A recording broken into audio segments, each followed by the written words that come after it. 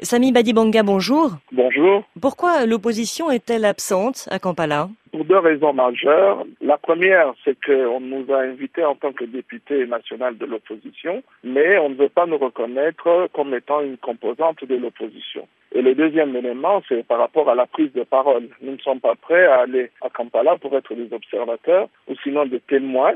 Le rôle du député, c'est plutôt de contrôler l'action du gouvernement et je pense que nous devions être là en mesure de se poser déjà la question sur la constitutionnalité formelle et matérielle de cet accord. Vous parlez de l'accord du 23 mars 2009, hein? Tout à fait. Cet accord n'a pas été ratifié par l'Assemblée nationale tel que le prévoit l'article 214 de la Constitution. Et donc, la première question qui devrait se poser, c'est celle de cette constitutionnalité formelle et matérielle. Vous vous attendez à une invitation de dernière minute du facilitateur ougandais? On n'en a pas fait la demande, mais s'il y a une invitation du CIRGL, écoutez, c'est un organisme international de la région, on étudiera la question.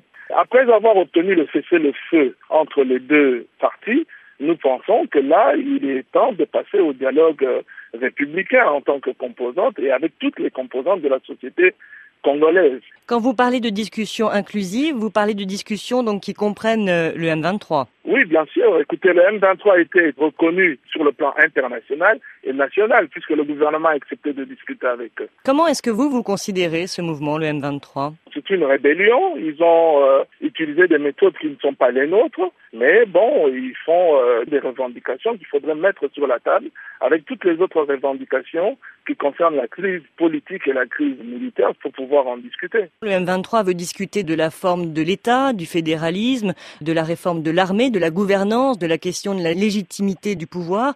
Pour vous aussi, donc, ce sont des questions qui sont à débattre. Tous les fondamentaux doivent être mis sur la table. Il est clair qu'il y a une grosse crise politique au niveau de la République. Il faut traiter de toutes les questions. On doit pouvoir arriver à faire d'un malheur une opportunité et pouvoir régler une fois pour toutes cette question de crise ou de guerre à répétition. Mais justement, est-ce que c'est le moment d'ouvrir un état des lieux général? Est-ce que l'urgence n'est pas de régler la crise à l'Est? Écoutez, il y a un problème à deux niveaux. En lisant, en tout cas, le rapport des experts de l'ONU, il y a une crise sur le plan international avec les pays frontaliers, donc avec le Rwanda et l'Ouganda aussi qui a été cité.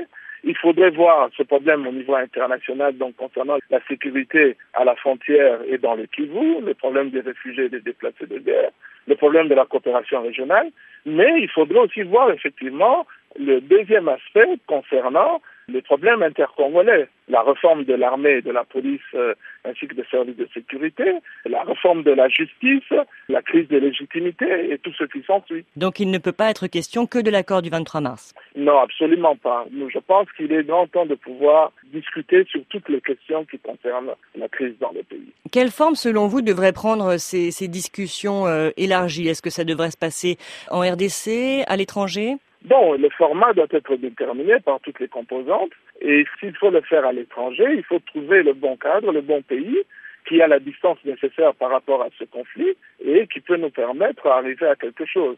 En tout cas, nous, on a toujours été pour l'égide des Nations Unies et on a toujours demandé d'ailleurs la nomination d'un émissaire pour pouvoir s'occuper de ce problème. Justement, que pensez-vous du fait que l'Ouganda soit facilitateur dans cette crise, l'Ouganda qui est considéré par certains comme agresseur? L'Ouganda, pour le moment, dirige la CIRGL. Donc je vois que c'était très difficile de s'en passer. Mais je pense que d'ici le mois de janvier, il y aura un changement au niveau de la présidence. Et bien, on étudiera la question. Et quel rôle, selon vous, doit avoir le Rwanda dans le règlement de la crise?